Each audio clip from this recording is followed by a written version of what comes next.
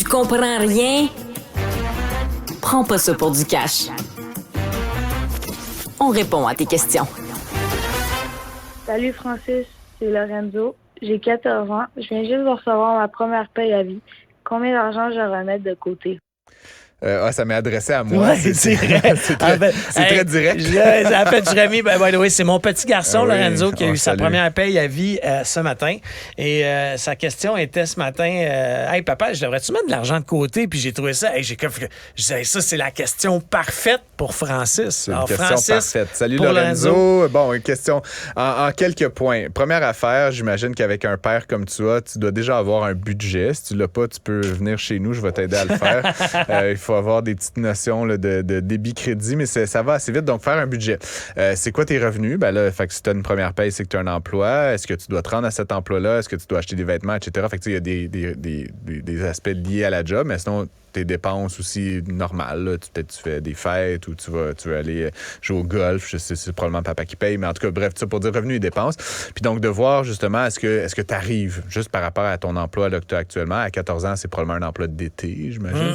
Fait que tu sais, sur la période aussi de 2, 3, 4 mois, combien d'argent tu penses gagner, puis éventuellement, combien tu penses en avoir besoin. Ensuite, la deuxième chose que je recommande vraiment de considérer si tu te demandes combien de mettre d'argent de côté, c'est ce que j'appelle de l'épargne d'urgence. À un moment donné, ça se pourrait que tu aies besoin d'argent parce que tu perds ton emploi ou ben non, là, tu es aux études, probablement, ben, tu as besoin d'acheter quelque chose, de participer à un voyage. Donc, d'avoir de l'argent. Puis, pour les gens qui sont des travailleurs là, réguliers, ce qu'on dit généralement, c'est d'avoir de 3 à 6 mois de dépenses en épargne. Ce qui fait que si encore une fois, tu perds ton emploi ou tu as vraiment une bad luck, le frigo lâche, c'est quelque chose que tu peux vraiment pas reporter, ben, tu as de l'argent de côté qui correspond à 3 à 6 mois de dépenses.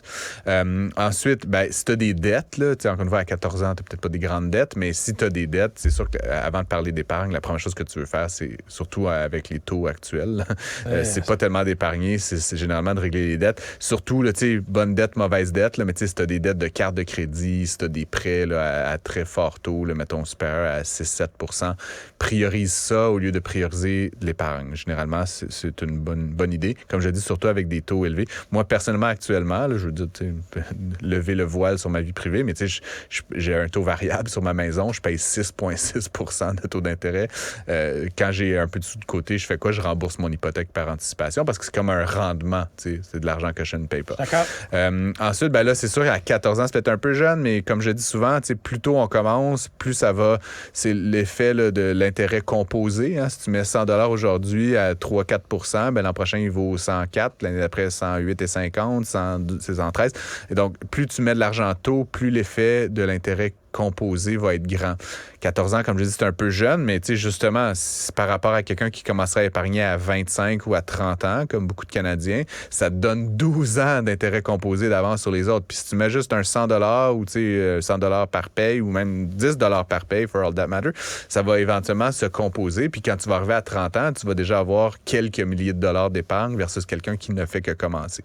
Donc, c'est mieux d'étaler l'épargne dans le temps. Donc, mets-en un petit montant. Ensuite, il faut évidemment regarder toujours les objectifs financiers à court et à moyen terme. Il y a des gens, évidemment, quand on commence dans la vie, souvent, c'est là où on gagne le moins. Puis souvent, à la fin de la carrière, c'est là où on gagne le plus. Fait qu'on se dit, pourquoi je me priverais? Au salaire minimum, éventuellement, il n'y a pas beaucoup de marge pour l'épargne. Donc, on peut éventuellement épargner un peu moins, mais c'est plus une question de discipline.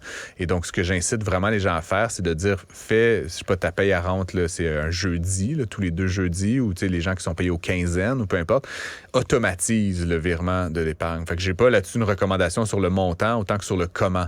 Demande à ton institution financière d'aller le qu'à chaque paye, elle prenne le montant que tu veux, 50 $, puis qu'elle le mette dans un compte, puis ce compte-là fait comme s'il n'existait pas. C'est un compte d'épargne qui peut éventuellement générer un peu de rendement, etc.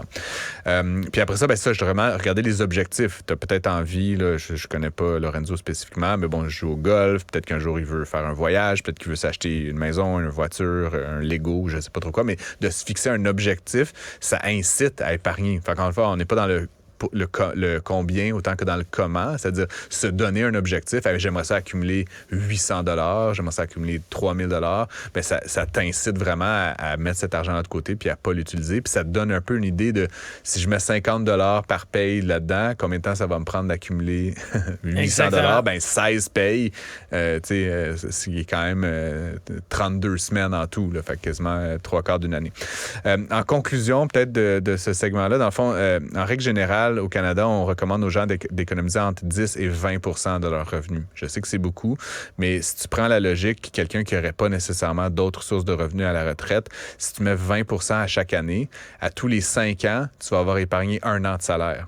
Wow! C'est énorme. C'est énorme, mais en même temps, pas tant, Philippe, parce que si tu prends ta retraite à 65 ans puis que tu vis pendant 20 ans, à un moment donné, faut qu'il y ait eu de l'intérêt, faut qu'il y ait eu, tu comprends, faut qu'il y ait eu un bon placement. Parce que si à tous les 5 ans, tu mets 1 an de côté, ben après 30 ans, tu as juste 6 ans de côté. T'espères que ta retraite, ça va être plus que 6 ans. Fait qu'il faut faire un peu ces calculs-là arithmétiques. Plus tu commences tôt, plus tu as d'intérêt composé, plus tu vas avoir d'argent à la retraite. Et donc, encore une fois, à 14 ans, je peux bien me représenter qu'on s'imagine très mal ce que ça va avoir de l'air à 65. Mais en même temps, je vous conjure, moi j'en ai 40, puis j'aurais aimé ça commencer à épargner plus tôt.